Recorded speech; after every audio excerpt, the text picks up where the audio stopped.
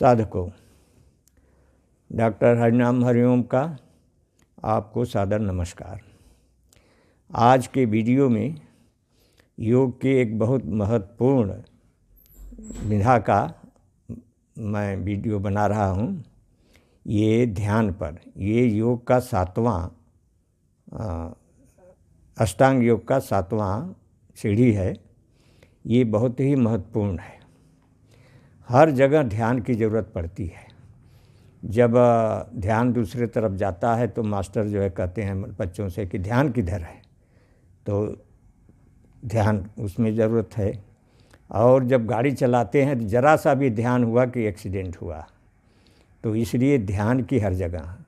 ये बहुत वैज्ञानिक जो है कोई नया इन्वेंशन करते हैं तो भी ध्यान से ही सब होता है।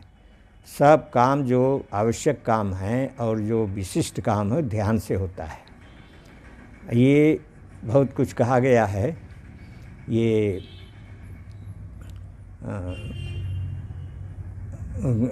योग में कहा गया है कि ध्यान बहुत ही आवश्यक है, और सांख्य योग में कहा है कि मन को शांत करना ही ध्यान है। निर्विषय मन ध्यान, निर्विषय मन हो जाए तो ध्यान हो जाए। लेकिन निर्विषय मन होगा कैसे, ये बहुत कठिन है। और मन के लिए थियोसॉफी की जनरल सेक्रेटरी मैडम ब्लेवस्की कहती हैं कि मन जो है ट्रुथ को मारता है, इसलिए मन को ही मारो।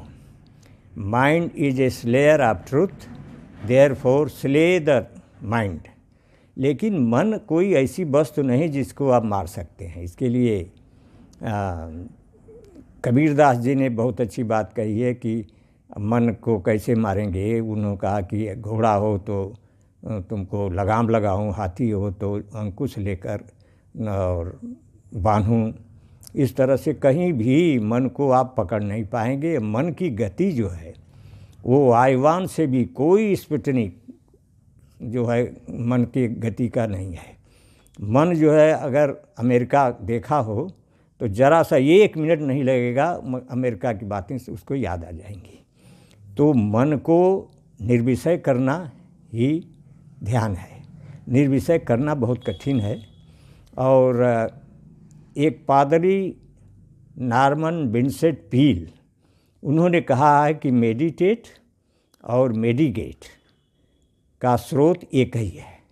यानी ध्यान लगाना और दवा देना, दोनों का स्रोत, औषध, दोनों का स्रोत एक ही है। तो बहुत से लोगों ने कहा है ये आपके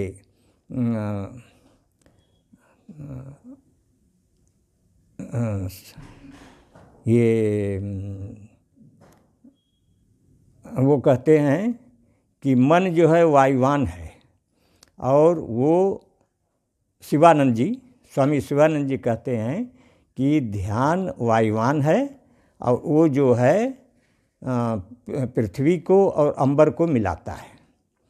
और सभी लोगों ने ध्यान पर बहुत अधिक जोर दिया है। और मन के जो हमको आजकल आपाधापी में, आज के ज़िंदगी में जो परेशानी है, वो बहुत ही किसी भी कारण से वो जो है परेशानी या कष्ट या दुख ख़त्म नहीं हो सकता। कुदरत का कानून है सब काहू पर होए, निर्मल मन सुखिया रहे, निर्मल मन सुखिया रहे, मैला मन दुख होए। ये मन ही सब कुछ है। ये मन का जो कर्म है वो मन के द्वारा ही, असली मन है प्रधान, मन का कर्म ही प्रधान है। और ये जो तन के और शरीर के और अन्य वाणी के जो कर्म हैं वो उसके ही संतान हैं। तो मन को दुरुस्त कैसे किया जा सकता है, ये करना बहुत कठिन है। ये ध्यान से ही इसका मन को दुरुस्त कर सकते हैं। भोगत भोगत भोगते, भोगत भोगत भोगते,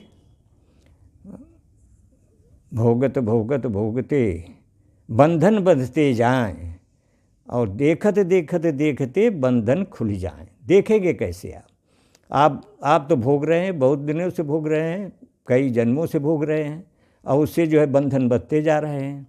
लेकिन उसको बंधन कैसे खुले, ये जो है देखने से होता है। ये देखना जो है ध्यान की एक विधा है। और इस तरह से कुछ बातें जो हैं, ऐसे तो वेद और उपनिषद में बहुत सी बातें बताई गई हैं, योग की बहुत सी बातें हैं, और उससे जो है आदमी समझ सकता है। लेकिन आज की ज़रूरत यह है कि संस्कृत में वो सब बातें हैं, और संस्कृत कभी भी वो लोक भाषा नहीं हुई। संस्कृत थोड़ा उसके व्याकरण ऐसे हैं कि थोड़ा उस कठिन भाषा है, लोक भाषा नहीं पाई। इसलिए हिंदी में योग की बातें बताना बहुत ही आज की मांग है।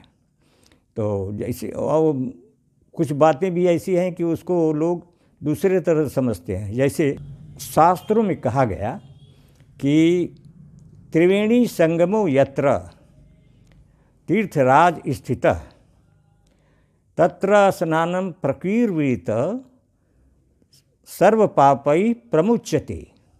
ये कहा गया कि त्रिवेणी का संगम है, जहाँ स्नान करने से सभी पाप नष्ट हो जाते हैं। अब इसको लोगों ने समझा कि जहाँ गंगा जमुना मिलती हैं वहाँ जो है सरस्वती नीचे से जाती हैं, वो प्रयाग में है, और लोगों ने प्रयाग में स्नान करके और सोचा कि सब पाप खत्म हो जाएंगे। अगर ऐसा होता तो मछलियाँ तो वहाँ हमेशा उसी में रहती ही हैं, लेकिन उसका जो है महक दुर्गंध नहीं जाती है। और अगर ऐसी बात है तो सब कैदियों को काहे जेल में भेजते हैं? सब कैदियों को प्रयाग में स्नान करा दीजिए, ख़त्म हो जाएगा, कोई जो है पाप नहीं रहेगा, न कोई वो होगा। तो वो समझने की बात है कि बात कही गई दूसरा और समझते हैं लोग दूसरा। अब कहा गया गंगा जमुना सरस्वती शील समाधि ज्ञान। ये गंगा जमुना सरस्वती तीन हैं, और वहाँ शील समाधि ज्ञान का संगम है, और वहाँ स्नान करने से तो ये सब रोग और सब कष्ट दूर हो जाते हैं। तो गंगा जमुना सरस्वती, ये गंगा कहा गया है ईड़ा को, और सरस्वती का पिंगला कहा गया पिंगला को, और सरस्वती कहा गया सुषुम्ना को। ये इनका संगम कहाँ है? इनका संगम प्रयाग में नहीं है, इनका संगम आज्ञा चक्र में है। ये यहाँ पर जहाँ की टीका देते हैं, औरतें बिंदी लगाती हैं, ये कुछ न कुछ जो है अपरोक्ष रूप से ये बातें समझ में आती हैं, क्योंकि यहीं जहाँ टीका लगाते हैं आज्ञा चक्र में, और बिंदी भी औरतें देती हैं। तो अपरोक्ष रूप से उस बात को लोग जो है जानते हैं, और उसको वहाँ पर संग यानी ध्यान लगाने से, बिना ध्यान के कुछ होने वाला नहीं है। ऐसा कहा कि देखो अपने आप को, समझो अपनो आप। जब अपने आप को देखेंगे और अपने आप को समझेंगे, ये बहुत बड़ा ज्ञान है। और ध्यान जो है इतना बड़ा है कि श्वेताश्वर उपनिषद में कहा गया है, न तस्य रोगो न जरा न व्याधि। जो ध्यान करता है, योग में करता है, योग जो का ध्यान करता है, वो उसको न कोई रोग होता है, न बुढ़ापा आता है, न कोई रोग होता है। तो ये उनके ध्यान से ही जो होता है। जो कर्म बंधन बंध जाते हैं अज्ञान से, वो कर्म बंधन जल जाते हैं ध्यान से। ध्यान जो है इतनी अच्छी चीज़ है कि जो भी कई जन्मों के जो कर्म बंधन बन जाते हैं, वे ध्यान से जो है ख़त्म हो जाते हैं। अब यह है कि आज हम आपको ध्यान में प्रवेश कराएंगे, अथवा ध्यान क्या है, कैसे होता है, इसमें कराएंगे। दूसरी तीसरी जो हमारी इसमें श्रृंखला आएगी तो उसमें ध्यान के बारे में विशेष तौर से बताएंगे। अब ध्यान की विधि क्या है? ध्यान के कई प्रकार हैं। ये कहा गया है, एक ध्यान है सगुण, एक ध्यान है निर्गुण। तो ये निर्गुण और सगुण ध्यान जो है मनुष्य की जो स्थिति है उसके अनुसार बना गया है। अब जैसे जो रामचंद्र जी का मानते हैं, कृष्ण जी को मानते हैं, हनुमान जी को मानते हैं, तो उनके लिए सगुण ध्यान है। सगुण ध्यान से उनके आगे बढ़ेंगे। और जो नहीं वो ओम को मानते हैं, या ये हड्डी मांस वाले रामचंद्र और कृष्ण जी इस समय नहीं हैं, वो बिल्कुल निराकार हैं, आकार वाले नहीं हैं। आकार वाले तो अपना देह छोड़ चुके हैं, तो निराकार हैं। तो निराकार ध्यान जो है वो निर्गुण जो मानता है वो वाले निराकार ध्यान करते हैं। और एक बात और है, हम ध्यान के बहुत सी विधियां हैं। एक तो है कि सब्जेक्टिव, यानी आत्मपरक, और ऑब्जेक्टिव वस्तुपरक। ये सब्जेक्टिव ध्यान उनके लिए है जो कि आत्मा के को मान करके वो ध्यान करते हैं। और सब्जेक्टिव ध्यान है मतलब वस्तुपरक, इसमें चंद्रमा को, सूर्य को, गोले को, इसको मानते हैं। और बहुत से लोग जो है, अधिकतर जो है, ये सब्जेक्टिव ध्यान ही ये थोड़ा सगुण ध्यान के पास है। और जो आत्मपरक है वो निर्गुण ध्यान के पास है। और जो जरा एडवांस, इसमें एक स्टेज है मनुष्यों की। आत्मपरक वाले थोड़ा अधिक अगले सीढ़ी के हैं। तो आत्मपरक जो है आत्मा पर ही ध्यान करते हैं। अब इसमें जो ये विज्ञान भैरव तंत्र है उसकी 112 प्रकार के ध्यान उसमें दिए गए हैं। तो 112 ध्यान का मतलब ये नहीं कि आप 112 ध्यान करें। आप जिस स्टेज पर हैं आप उसको अपनावें, 3 महीने करें, और जो आपको सफलता मिले तो उसी पर अड़े रहें। तो उसमें 1 से 7 ध्यान जो हैं वो सब्जेक्टिव ध्यान है, वो आत्मा से संबंधित हैं। और बाकी ध्यान जो हैं 105 ध्यान वो जो है वस्तुपरक है। तो इस तरह से पूरे संसार में लोग वस्तुपरक वाले अधिक हैं, स्थूल बुद्धि वाले अधिक हैं। आत्मपरक वाले वो सूक्ष्म बुद्धि चाहिए। तो सूक्ष्म बुद्धि कम, वो तो शरीर को ही मानते हैं सब लोग, यही सब कुछ है। तो ये धीरे धीरे ध्यान करेंगे तो आप आत्मपरक हो पाएंगे। वैसे ध्यान की विधियां तो बहुत हैं, लेकिन इनको एक व्यापक रूप में 7 विधियों में बांटा जा सकता है। पहली विधि है जागरूकता। कोई काम करिए, बिना जागरूक हुए कोई काम नहीं कर सकते। और जागरूकता जो है ध्यान में प्रवेश कराती है। और दूसरा है रिक्तता, यानी कोई बात जो है हमारे मन को जो है रिक्त कर दें, तो ये थोड़ा जागरूकता से कठिन है। फिर एक है संवेदना, देखना। संवेदना जो है देखना, देखते हैं। एक होता है कि सुनते हैं, एक होता है वाणी से कहते हैं, और उससे आगे का स्टेज है संवेदना देखना। शरीर में जो संवेदना हो रही है उसको देखना। कहीं चींटी काटने की संवेदना हो रही है, कहीं कष्ट हो रहा है, शरीर को आंख मूंद कर देखते हैं। विपश्यना जो है ये संवेदना का ही एक रूप है और बहुत श्रेष्ठ ध्यान है विपश्यना। विपश्यना माने विशेष तौर से देखना, विपश्यना विशेष तौर से देखना। फिर अगला है ब्रह्मांड को देखना। इसमें आँख मूंद करके ब्रह्मांड को देखते हैं चारों तरफ, और वो पिंड को, इसको देखने वाले पिंड को ही ब्रह्मांड, यथा पिंडे तथा ब्रह्मांडे, ब्रह्मांड जो है वो पिंड में ही है, तो पिंड के चारों तरफ ब्रह्मांड, सूर्य चंद्रमा तारे सब अपने पिंड में, अपने शरीर में ही देखते हैं आँख मूंद करके। और पांचवा ध्यान है शून्यता, मृत्यु।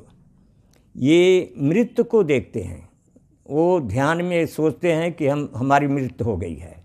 और इसमें बहुत अच्छा ध्यान है विज्ञान भैरव तंत्र का 79 ध्यान जो है वो मृत्यु का ध्यान है। तो इसमें मृत्यु को देखते हैं, तो वो जो ये ध्यान करेगा वो मृत्यु से उसको डर नहीं लगेगा, वो जीते जीते मृत्यु को देख लेगा। और फिर इसके बाद बुद्धि भावना, इसमें छठवां ध्यान है बुद्धि भावना। और इसमें विवेक प्रज्ञा का प्रश्रय लेकर के विवेक पैदा करते हैं, जैसे नीर क्षीर को वो करना, जैसे हंस नीर क्षीर विवेक करता है, उस तरह से विवेक करके बुद्धि से ध्यान करते हैं। यानी जो छोड़ने वाली चीज़ें हैं उसको त्यागते जाते हैं और बुद्धि से एक जगह अंत में विवेक पर आ जाते हैं। जैसे एक ध्यान करेंगे शरीर का सभी अंगों का, कहते हैं ये जो है वो है माया है, झूठा है, आगे बढ़ते जाएंगे तो एक जो है जीरो पर आ जाएंगे और वो सोचे कि यही शून्य है। और फिर प्रफुल्लता, इसमें इस तरह का ध्यान है कि प्रफुल्ल रहेंगे, हमेशा खुशी रहेंगे। दुख कोई भी आएगा तो उसको दुख नहीं मालूम पड़ेगा।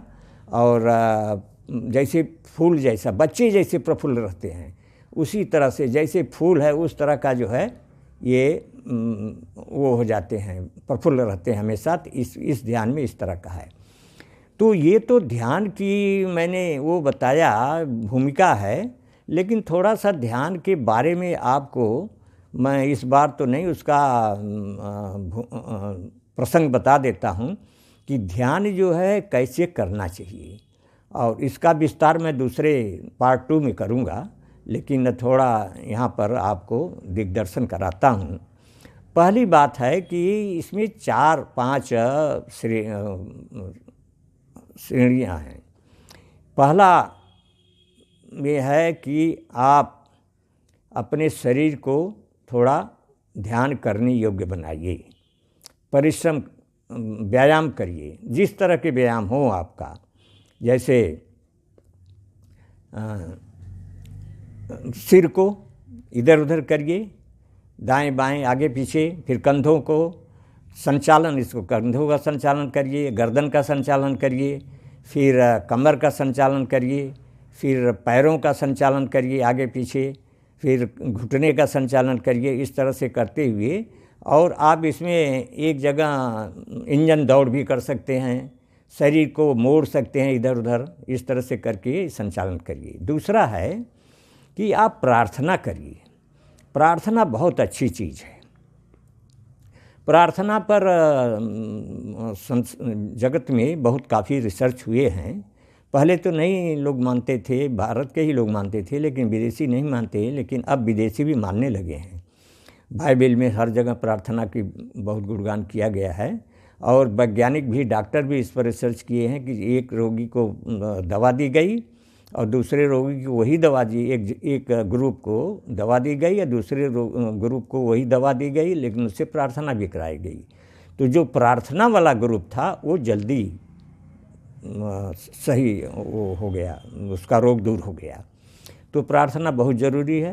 अब आप जो है जो भी जिसको भी मानते हो, भज गोविंदम गाइए, अधरम मधुरम, या इनको हनुमान जी के हैं तो उसमें जो है हनुमान जी का भजन करिए, और रामचंद्र के हैं तो रामचंद्र का, जिस इष्ट को मानते हैं उनकी प्रार्थना करिए। ये समझिए कि वो हमारे सामने हैं, तो वास्तव में उनसे आपको प्रेरणा मिलेगी और आगे बढ़ेंगे। तीसरा है ये शरीर का शुद्धिकरण हो गया, मन का शुद्धिकरण। तीसरा जो है वो कैसे आपका अंदर जाने की बढ़े स्पेस, तो उसमें आपको अनुलोम विलोम प्राणायाम करना है, प्राणायाम अनुलोम विलोम। और इसमें त्राटक के द्वारा और कुछ भस्त्रिका प्राणायाम इस तरह से करिए कि थोड़ा शरीर हल्का हो जाए। भस्त्रिका में सबसे बड़ा अच्छा स्थान ये है, देखिए मैं आपको दिखाता हूँ। इस तरह से हाथ को मुट्ठी बांधिए, खोलिए, आइए अंगूठा अंदर रहे। देखिए मैं दिखाता हूँ आपको। रम रम रम रम रम रम रम रम रम रम रम, इसको ऐसे रम रम रम। इसमें कई बातें आ गई। ये अकुप्रेशर में अंगूठा जो है मस्तिष्क से संबंधित रखता है। ये इसमें अगर कहेंगे तो यहाँ आँख है, यहाँ ये कान है, इसमें रहता है। तो इसको जब दबाते हैं तो मस्तिष्क आपका ठीक होगा, ध्यान करने योग्य बनेंगे। और इस तरह से करके जो है आप शुद्धता भी हो जाएगी, अंदर से आप शुद्ध हो जाएंगे। तो ये बहुत अच्छी चीज़ है, इसको कर लें। अनुलोम विलोम से भी वो इंगला मिंगला जैसे कहते हैं ना, जब सुषुम्ना चलने लगे तो ध्यान बहुत जल्दी लगता है। जो स्नान करना है, प्रयाग में नहीं स्नान करना है, आज्ञा चक्र में स्नान करना है। तो इस तरह से ये ध्यान बहुत अच्छा होता है। और इसके बाद आप जो है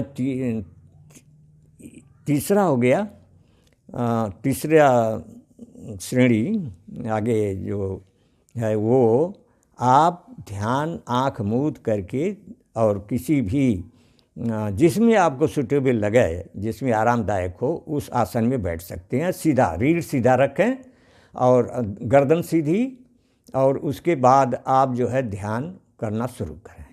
अब इसमें ध्यान करने के लिए आप जो है ऊपर से नीचे तक ले जाइए। ये देखिए एक बात कही गई है कि ये जो मन है वो संकल्प विकल्प करता है, बंदरों से भी तेज है। इधर उधर एक डाली से दूसरे डाली पे चला जाएगा। आप कहीं उसको रोकने को कहेंगे तो आप सिनेमा देखते हैं 3 घंटा देख सकते हैं, कोई दिक्कत नहीं है, तो वहाँ मन जो है लगा रहता है। लेकिन अगर आप उसको कहें कि एक जगह रुके, कि रुकने वाला नहीं है, वो तो इधर का उधर जल्दी जो है हमेशा संकल्प विकल्प करता है। और एक दिन में मन जो है 50,000 विचार उसमें आते हैं। उस विचार को रोकने से ही ध्यान लगेगा, लेकिन वो तो मन अपना कार्य करेगा। वो तो अगर विचार आप रोकने लगेंगे तो आपको कष्ट देगा, कहीं दर्द होगा, कहीं कुछ होगा, कहीं खुजली होगी, तो वो उसको आप रोक नहीं पाएंगे पहले। तो इसके लिए सबसे बड़ी चीज़ है कि बंदर क्या करता है, वो जो है कूदता है एक जगह से दूसरे जगह, दूसरे डाली पर पकड़ लेता है। तो मन को भी, मन बंदर के समान है, उसका उपमा दी गई है मन को बंदर के समान। तो उसको बंदर के समान उसको दीजिए ना, कार्य दीजिए, और उसके मन माफिक कार्य दीजिए। वो एक जगह नहीं रुक सकता। तो उसको क्या करिए कि जैसे एक आपको कहानी आती है कि एक भूत सिद्ध किया था एक आदमी, और भूत कहा कि हमको हर वक्त काम चाहिए, और अगर काम नहीं देंगे तो मैं खा जाऊंगा। तो वो भूत जो है जब वो बोलते थे तो जितना काम था उनको फटाफट कर देता था, और उसके बाद आगे खड़ा हो जाता था। अब कोई काम रहा तो डर गया कि अब तक खा जाएगा, तो अपने गुरु से जाके पूछे तो कहें उसको कहो कि एक बांस गाड़ दे और उस बांस पर चढ़े उतरे, जब तक दूसरा आदेश न हो तब तक उस बांस पर चढ़े उतरे। आपको बांस गाड़ना नहीं है, खुदा ने, भगवान ने आपके शरीर में बांस गाड़ रखा है। वो है रीढ़ की हड्डी। रीढ़ ऊपर से नीचे जाती है, उसी को, इस बंदर रूपी मन को दौड़ाइए ऊपर से नीचे, ऊपर से नीचे 7 चक्करों पर। 7 चक्करों पर मैं पहले दे चुका हूँ, उसको वर्णन कीजिए। वो नीचे से चलिए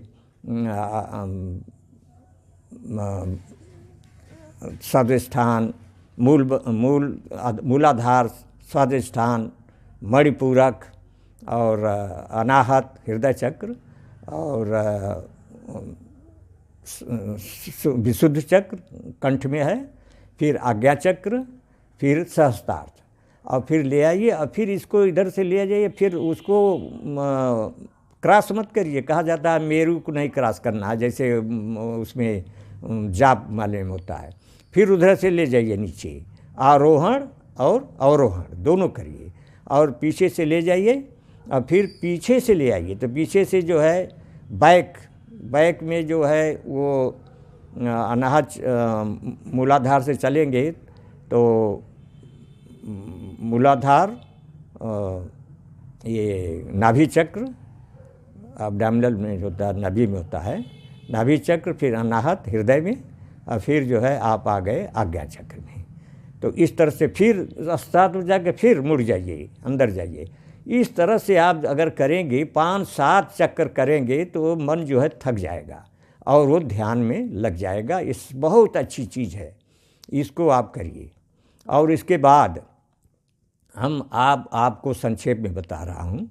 इसके बाद चौथा चरण आता है कि आप सबको जो ये दिए हैं, जो आपने प्राप्त किया, ऊर्जा प्राप्त की, उस ऊर्जा को बांटिए। आप जितना बांटेंगे उतना आपका ध्यान होगा। मेरे इस पुण्य में सबका भाग हो, सभी लोगों का भाग हो, और सबको भाग दीजिए, धन्यवाद दीजिए। और फिर जो है प्रार्थना कीजिए कि प्रार्थना करिए कि हम जो क्षमा प्रार्थना करिए। उसमें है कि हम करते सबको क्षमा, सभी करें मुझे करें सबको, मेरे तो सब मित्र हैं, बैरी बचा न कोई। इस भावना से, अच्छी भावना रखेंगे तो आप ध्यान में आगे बढ़ेंगे। और अंत में आप जब ध्यान, अभी आँख नहीं खोलना है, अब आँख खोलेंगे तो आप अंत में ये करेंगे कि हम पृथ्वी को धन्यवाद दीजिए। आगे पृथ्वी का एक गोला बना लीजिए और उस पर हाथ ऐसे करके अपनी ऊर्जा को संतुलित करिए और पृथ्वी को आशीर्वाद इस तरह से दीजिए कि मेरे इस ध्यान से सभी लोगों का कल्याण हो, सभी लोगों का कल्याण हो, पूरे जगत का कल्याण हो, जीव जंतुओं का कल्याण हो। इसके बाद आप जो है आँख खोल लीजिए और पूरे शरीर को ऐसे ऐसे थपकी दीजिए, ऐसे ऐसे थपकी दीजिए, ऐसे सिर को इधर हिला लीजिए कि आपका जो है ऊर्जा जो इकट्ठा हुई है ऊपर, वो सब जगह बट जाए, नहीं तो आप झटके से उठेंगे तो गिरने का चांस रहता है। तो इसको करके और शरीर को हिला डुला करके फिर आप जो है वो कर लीजिए। एक बात इसमें बता रहा हूँ, अभी तो मैं विस्तार से अगले पाठ में बताऊँगा कि जो ध्यान आप लगाइए समय पर, उसी समय पर ध्यान आप हर रोज़ लगाइए। बहुत बिना किसी टाइम के, और हफ्ते में एक बार ध्यान लगाना, अगर 2 घंटा 4 घंटा ध्यान लगाएंगे उससे कोई फ़ायदा नहीं। आप रोज़ अगर आधा घंटा भी ध्यान लगाते हैं तो आपको अधिक फ़ायदा होगा। इसलिए इसमें रेगुलर ध्यान लगाना बहुत ज़रूरी है। इन शब्दों के साथ मैं चाहता हूँ कि मेरी किताबें जो हैं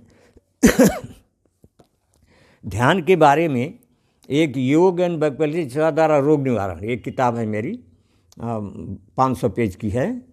इस पे ध्यान के बारे में बताया गया है। आप इसको प्राप्त कर सकते हैं। ये जो है यहाँ विश्वविद्यालय प्रकाशन चौक में है, वाराणसी में, उससे आप प्राप्त कर सकते हैं। और दूसरी किताब तनाव का कारण एवं योग द्वारा उपचार, इसमें भी ध्यान की बहुत अच्छी बातें बताई गई हैं। इसको भी आप प्राप्त कर सकते हैं। मेरा जो है जो मोबाइल नंबर है 920-821-1783। इस पर जो विशेष आपको कोई शंका हो तो पूछ सकते हैं। और मैं चाहता हूं कि मेरे इस चैनल को आप सब्सक्राइब करिए और बेल आइकन को दबा दीजिए। और आप इस बार जो भी कमियां हो उसको बताइए और जो आपको अच्छा लगे वो बताइए। एक बात मैं और करना चाहता हूं कि मैं अब इस स्टेज पर पहुंच गया हूं कि ध्यान के बारे में तो मैं विपස්සना में और पायलट बाबा के यहाँ सब बहुत जगह योगेश्वरानंद के यहाँ बहुत काफ़ी ध्यान किया हूँ। तो आपको जो बात बताऊँगा वो मैं, भले कुछ आपको लगे कि ये शास्त्र परक नहीं है, लेकिन ये आँखों देखी बात करता हूँ। जो मैं बोलता हूँ आँखों देखी अपनी बात कह रहा हूँ। तो मेरा ये आग्रह नहीं है कि सब बात आप मान लें। आप जितना बात हमारे माने उतने पर ही आप ध्यान करें तो भी आपको फ़ायदा होगा। सब बातें नहीं मानते तो कोई बात नहीं, उसमें हमको कोई नाराज़गी नहीं है, क्योंकि आप जिस स्टेज पर हैं उसी स्टेज के अनुसार सबका स्वभाव अलग अलग है।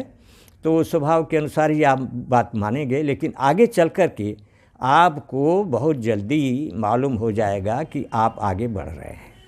तो मैं इन शब्दों के साथ अपनी बात समाप्त करता हूँ और चाहूँगा कि प्रभु आपका जो है कल्याण करें और आप ध्यान के पथ पर आगे बढ़ें। धन्यवाद।